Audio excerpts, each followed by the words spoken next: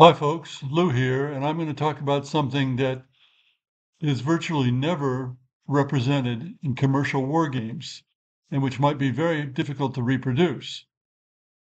And I'm going to illustrate this by a quotation from Lord AlanBrooke in a footnote in his diary that he made about the time that Claude Auchinleck was removed as commander of the British forces in Africa.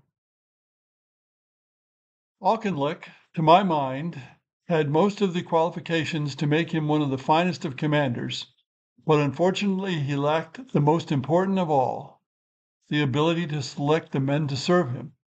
The selection of Corbett as his chief of staff, Norman Smith as his chief advisor, and Shearer as his head of intelligence service contributed most of all to his downfall.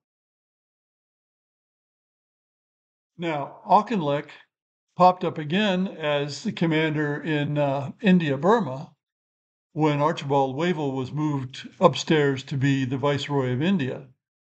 Now, I don't know the circumstances of that, or whether he was able to pick his subordinates there, or he was stuck with the people who were there who might have been better than he selected. I don't know.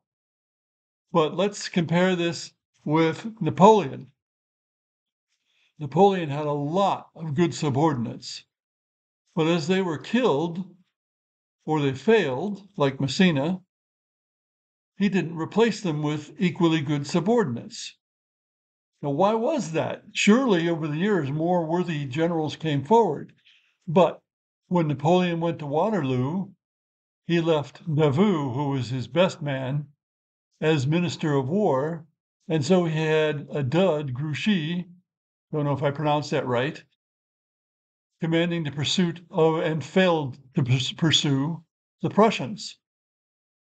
And he had Ney, who was the bravest of the brave, but wasn't necessarily the best commander, as essentially the commander at Waterloo because Napoleon was ill and had to stay back quite a way. So Ney made most of the decisions. Surely he could have got better people, but he didn't. And yet he had really good people to start with. It's an interesting question.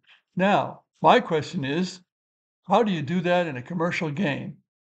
Well, the closest thing I've come to is if you're running a miniatures war game or any other game where there are lots of subordinates to a commander on each side, and the commanders choose their subordinates, kind of like you choose upsides in a pickup game of basketball, then one of the commanders might be better at choosing competent subordinates than the other.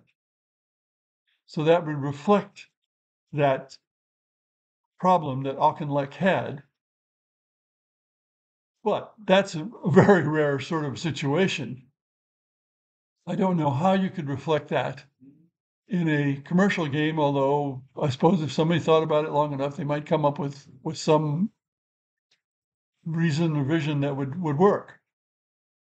So this is one of the many aspects of warfare and even of generalship that you just can't do in a commercial game.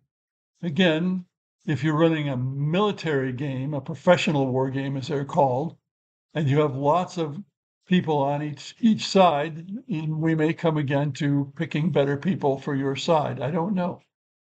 Thanks for listening.